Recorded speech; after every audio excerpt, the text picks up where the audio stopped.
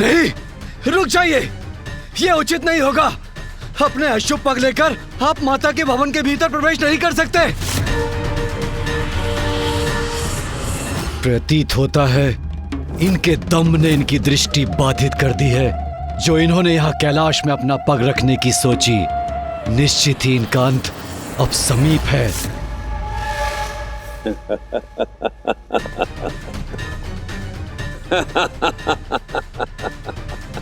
विनाश होगा इस दुष्ट का, सर्वनाश होगा।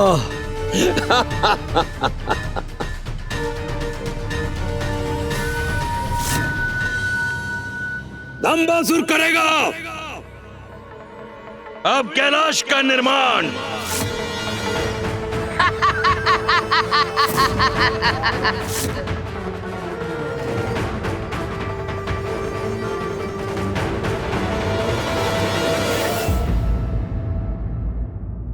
हर हर महादेव, हर हर महादेव, हर हर महादेव, हर हर महादेव, हर हर महादेव।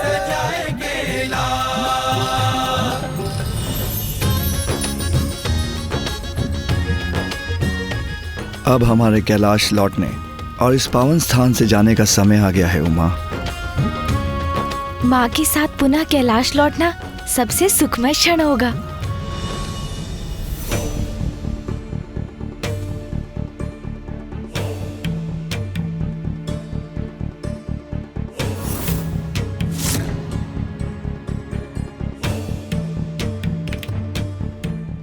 मुझे अभी महादेव तो ये तमाताल देना होता।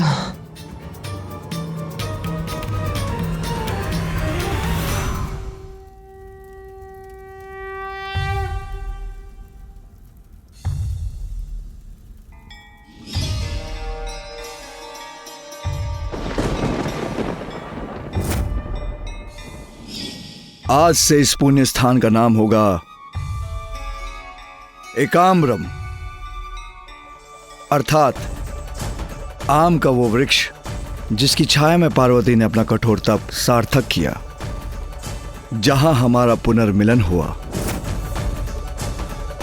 मेरे और उमा के विवाह के इस शुभ दिवस और इस पावन स्थान का महत्व काल कालांतर तक स्थापित रहेगा।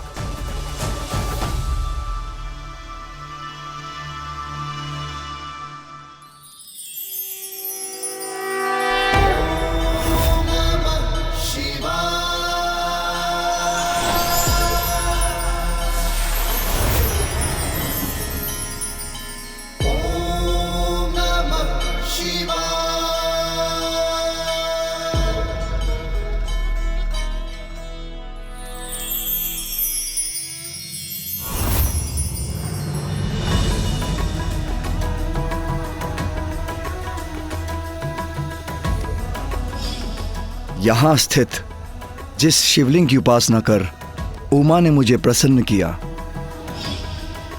वो भविष्य में एकाम्रेश्वर शिवलिंग के नाम से प्रतिष्ठित होगा।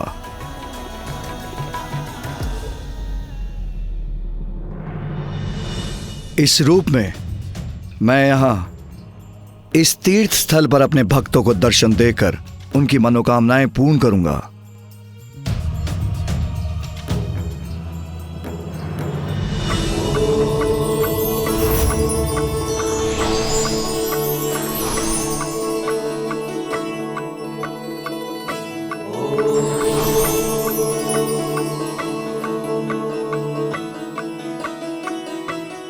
महादेव ने यहाँ स्वयं को एकाम्बरेश्वर नाम से स्थापित करने का निर्णय लिया है, तो मैं आप सभी से भी यहाँ विद्यमान होने का अनुरोध करती हूँ।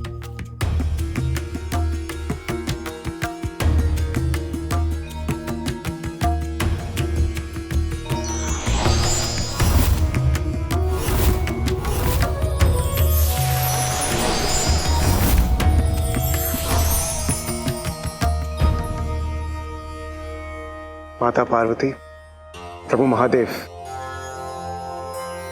ये हमारा सौभाग्य है जो आपने अपने इस दिव्य विवाह का हमें साक्षी बनने का अवसर दिया और इस पावन स्थान पर हमें आपके साथ स्थापित होने का अवसर देकर आपने हम पर पुनः कृपा की। इसलिए जो भी भक्त अपने मन में पूरी भक्ति के साथ यहां आएगा, उसे आपके साथ साथ हमारी भी कृपा की वर्षा प्रदान होगी।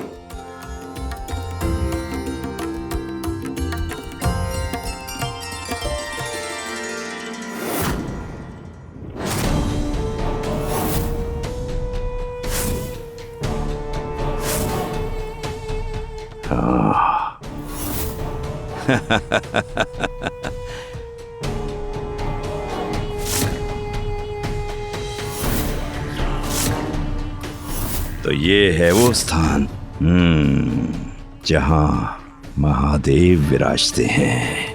अब ये मेरी मुट्ठी में होगा।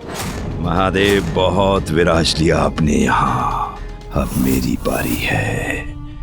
अब कैलाश पर मेरा अधिकार है, मेरा अधिकार। अब भगवान के इस निवास पर वास होगा हम असुरों का, और आज से हम होंगे यहाँ के भगवान। जो करेगा अपने असुर साम्राज्य का विस्तार इसी कैलाश से। कैलाश राज दंबासुर जी की, कैलाश अधिपति दंबासुर जी की, महान दंबासुर दंबासुर जी की।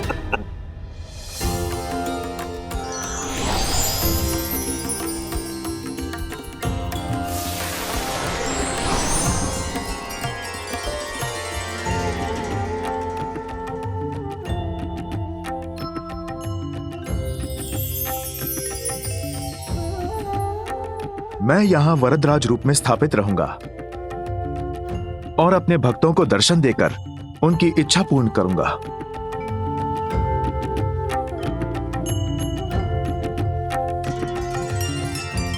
पुत्र गणेश, पुत्र कार्तिकेय, तुम दोनों का भी इस स्थान पर स्थित होना अनिवार्य है।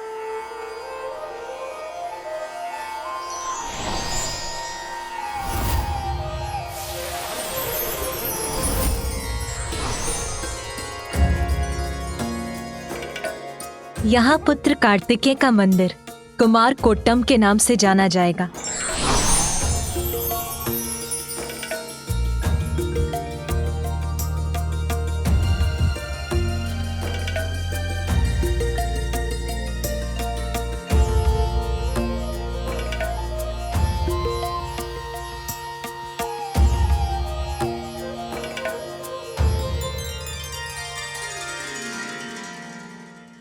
अब एकांबरेश्वर मंदिर पूर्ण रूप से स्थापित हुआ। नहीं माँ, कुछ अति विशेष भी अभी शेष है। माँ, हम सभी के यहाँ होने का कारण आप ही हैं। आपके घोर तप से ही ये संभव हो पाया। इसीलिए आपके प्रतिष्ठित हुए बिना ये मंदिर अपूर्ण ही रहेगा। उचित कह रहा है गणेश उमा। तुम्हारी उपस्थिति के बिना यह दिव्य स्थान अपनी पूर्णता से वंचित रह जाएगा।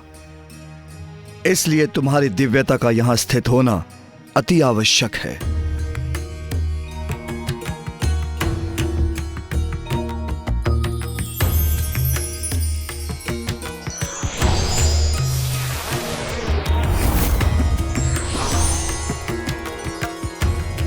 उमा, तुम्हारा यह भव्य मंदिर कांची कामाक्षी के नाम से विख्यात होगा।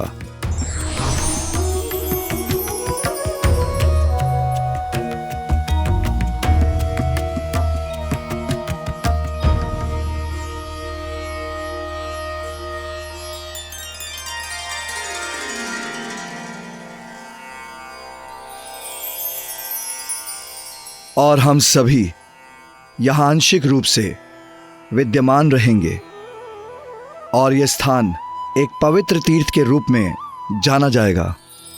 वैसे इस स्थान से एक और भी कथा जुड़ी है जिसका महत्व स्वयं में सर्वोपरि है। यह स्थान पार्वती का शक्तिपीठ तो पूर्व काल से ही है। माँ का शक्तिपीठ अर्थात पिताश्री? इसके पीछे भी एक लंबी कथा है। पुत्र, क्या तुम वो कथा सुनना चाहोगे? जी पिताश्री, कहिए ना। इसका संबंध तुम्हारी माँ के अतीत से है। तुम्हारी माँ देवी पार्वती पूर्व काल में प्रजापति दक्ष की पुत्री देवी सती के रूप में जन्मी थी। देवी सती ने कठोर तप कर मुझे प्रसन्न किया। इस प्रेम और त्याग से अभिभूत होकर हमने फिर विवाह करने का निश्चय किया, किंतु सती के पिता प्रजापति दक्ष पूर्व से ही मेरे वैराग्य और असंसारिक जीवन के विरुद्ध थे। किंतु इसके पश्चात भी मैं और देवी सती विवाह के सूत्र में बंध गए। प्रजापति दक्ष पूर्व से ही हमसे अप्रसन्न तो थे ही, एक दिन आकस्मिक एक घटना ने हमारे जीवन को ही परिवर्तित करके रख दिया। ये प्रसंग उस दिवस का है पुत्र, जब देवी सती कैलाश के उपवन में विचरण कर रही थी।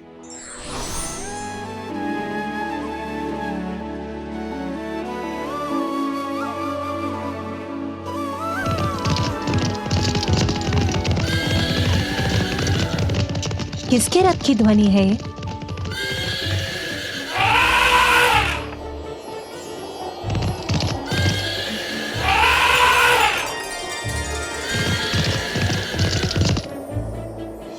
इतनी भोर में इंद्रदेव और सूर्यदेव अपनी पत्नियों के साथ कहाँ जा रहे हैं? संभव है उनका भ्रमण करने का मन कर गया होगा।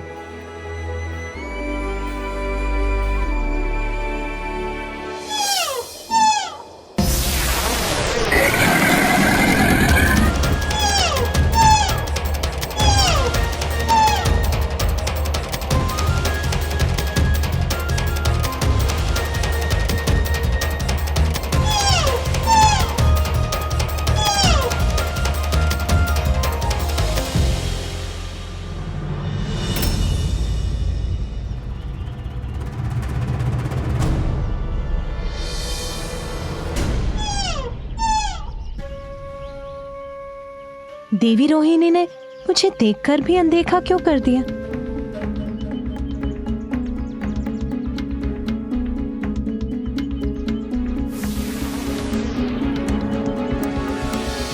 सभी देवता, यक्ष, गंधर्व एक ही दिशा में कहाँ जा रहे हैं?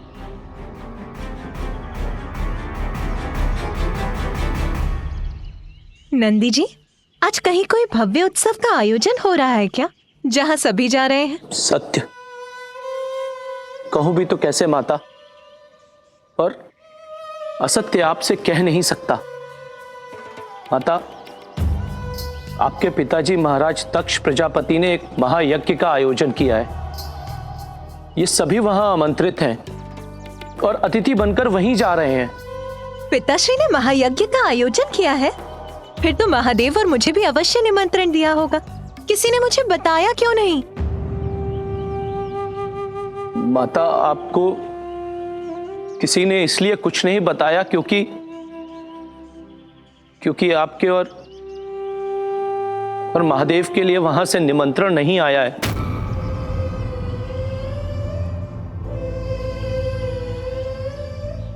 हाँ, तो ये भी उचित है।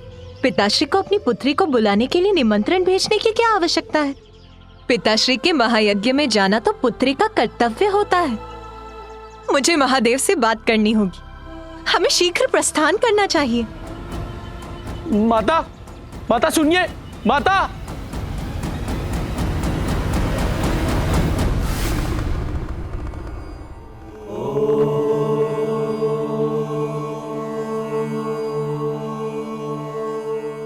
स्वामी, नाथ, मेरे पिता के यहाँ यज्ञ का आयोजन है, हमें वहां जाना चाहिए। नहीं सती, बिना निमंत्रण कहीं भी जाना अहित को आमंत्रण देना है। तुम्हारे पिता मेरे विरोधी हैं, इसलिए उनका जामाता होने पर भी उन्होंने हमें यज्ञ का निमंत्रण नहीं भेजा। और जहां आपका स्वागत न हो वहां जाना अनुचित है उमा, और उचित यही है कि वह अपना यज्ञ शांतिपूर्वक कर सके। मेरे पिता का निवास मेरा निवास है, वहां जाने के लिए निमंत्रण की आस लगाना अनुचित है, अनावश्यक है। स्वामी, पिताश्री के यज्ञ में सभी उपस्थित होंगे। उस विशाल सभा में सभी से भेंट करने का अवसर प्राप्त करने का आनंद आएगा। इसीलिए मेरा आपसे निवेदन है, आप भी चलिए वहां। सती, जो बिना बुलाए कहीं जाते हैं वो अनादर के पात्र बनते हैं। ऐसा अनादर जो मृत्यु से भी अधिक कष्टदायी होता है। अनादर कैसा स्वामी? अपने पिताश्री की सभी संतानों में उन्हें सर्वाधिक प्रिय मैं ही हूँ। आप उन्हें बिना समझे हट कर आए।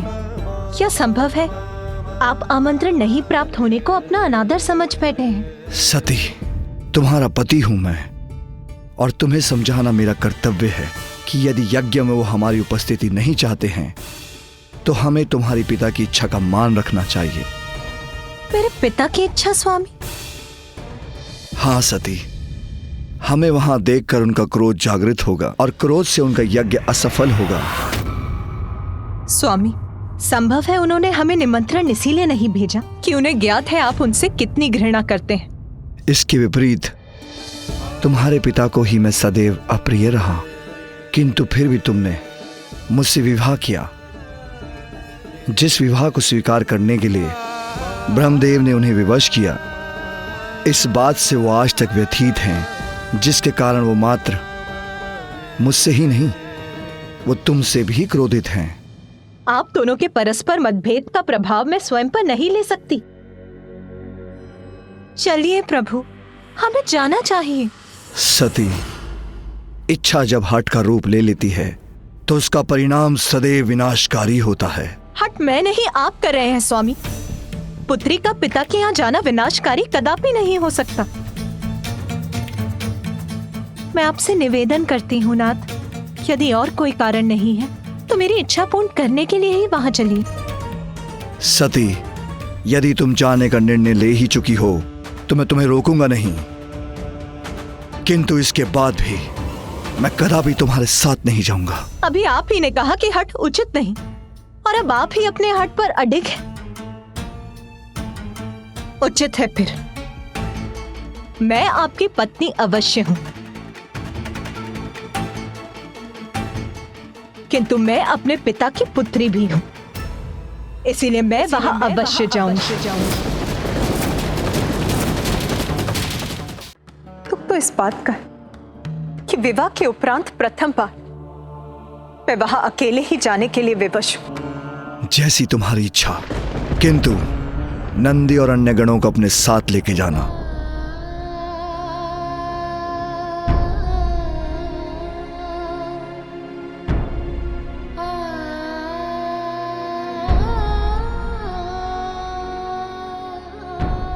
एक बार पुनः विचार कर लीजिए प्रभु। अपने किए पर विचार करने पर विवश तो तुम होंगी सती। वहां जो भी हो, अपना संयम मत खोना। आपके संशय का कारण मैं समझ ही नहीं पा रही। वहां कुछ भी अनुचित घटेगा, इसकी तनिक भी संभावना नहीं है नाथ।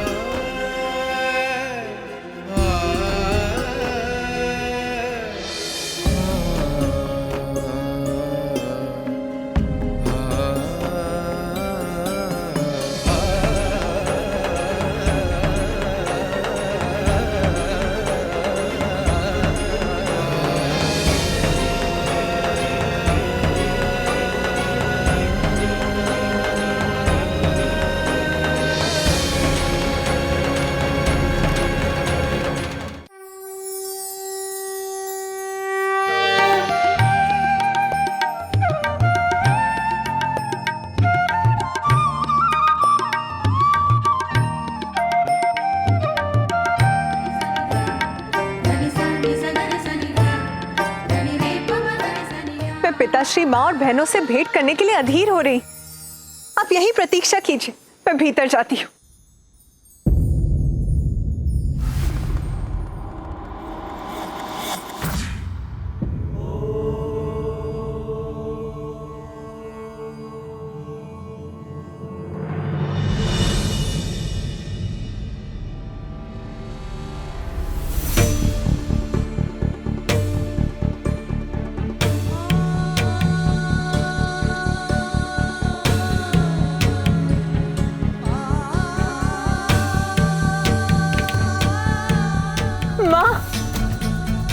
सती,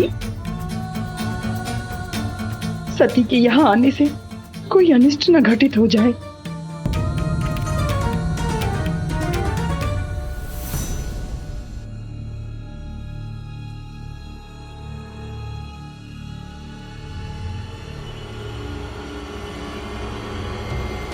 ये सभी मेरी अवहेलना क्यों कर रहे हैं? माँ,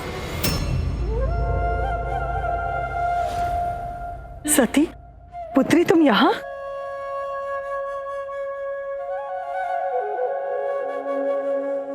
माँ, पिताश्री कहाँ? माँ के मुख पर अचानक चिंता की रेखाएं क्यों उभर आईं?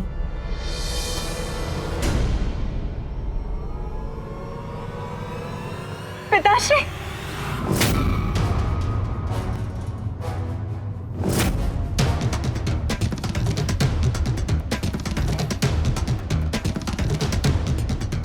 पिताश्री, पिताश्री ने मेरी ओर देखकर अपनी दृष्टि क्यों घुमा ली?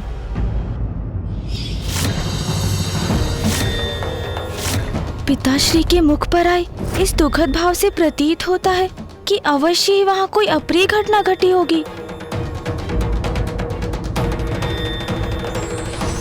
व्यक्ति को अपने स्वाभिमान की रक्षा अवश्य करनी चाहिए।